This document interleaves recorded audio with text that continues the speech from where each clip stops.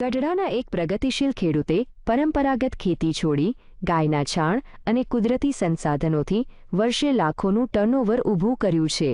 રાસાયણિક ખાતર મુક્ત 15 એકરના ફાર્મમાં તેઓ ફળોમાંથી જામ અને શેરડીમાંથી કેમિકલ રહિત ઓર્ગેનિક ગોળ બનાવી સીધું વેચાણ કરે છે।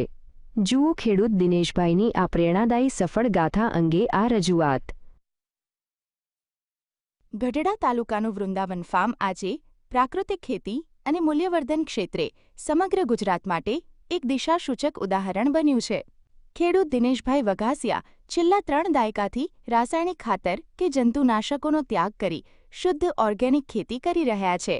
તેઓ માત્ર ફળોનું ઉત્પાદન જ નથી કરતા, પરંતુ જામફળ, અંજીર અને સીતાફળ જેવા બાગાયતી પાકોમાંથી જામપલ્પ અને પાવડર જેવી પ્રોડક્ટ્સ બનાવી સીધું વેચાણ કરે છે। આ અભિગમને કારણે નફો વચેટિયાઓને બદલે સીધો ખેડૂતને મળે છે, જે આત્મનિર્ભરતાનું ઉત્તમ પ્રતીક છે। 15 એકર જમીન છે ટોટલ, અને એમાં 10 એકરમાં અમે શેરડીનું વાવેતર કરીએ છીએ, તે પણ પ્રાકૃતિક। છેલ્લા 30 વર્ષથી અમે ઓર્ગેનિક 25 વર્ષ કર્યું, અને છેલ્લા 5 વર્ષથી રાજ્યપાલને સાંભળ્યા પછી 5 વર્ષથી પ્રાકૃતિક કરી નાખ્યું। લીંબોળીનું તેલ કે દિવેલીનું ફળ કોઈ પણ વસ્તુ ખરીદતા નથી। અમારી 47 નાની મોટી ગાયો છે, તો એમાંથી જે છાણ નીકળે, ગૌમૂત્ર નીકળે, એનો જ ઉપયોગ કરીએ છીએ।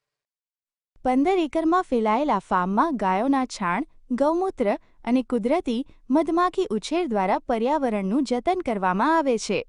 આ ફાર્મની વિશેષતા તેમનો ઓર્ગેનિક ગોળ છે। વર્ષમાં માત્ર 40 થી 45 દિવસ કાર્યરત રહેતા આ પ્લાન્ટમાં રોજના 30 મણ ગોળનું ઉત્પાદન થાય છે। શેરડીનું ઉત્પાદન કરીએ છીએ, હા ઓર્ગેનિક।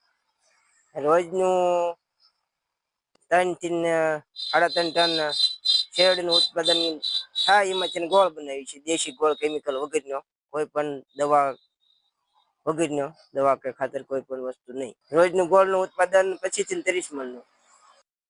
શેરડીમાંથી પ્રવાહી રસ કાઢી કોઈ પણ કેમિકલ વિના શુદ્ધ દેશી ગોળ બનાવવામાં આવે છે, જેની વાર્ષિક આવક અંદાજે 20 થી 22 લાખ રૂપિયા છે। ગ્રાહકો પણ સ્વાસ્થ્યપ્રદ હોવાથી આ ગોળને ઊંચા ભાવે હોંશે ખરીદે છે। સરકારની 33% સબસિડી લોન દ્વારા સ્થાપિત આ યુનિટ ખેડૂતો માટે પૂરક આવકનો શ્રેષ્ઠ માર્ગ સાબિત થયો છે। આ ખેડૂત પરિવારે સાબિત કર્યું છે કે જો દૂરંદેશી વાપરીને પ્રાકૃતિક ખેતી અપનાવવામાં આવે તો જમીનનું સ્વાસ્થ્ય પણ જળવાય છે અને ખેડૂતની આર્થિક સ્થિતિ પણ મજબૂત બને છે। Bureau report, GSTV।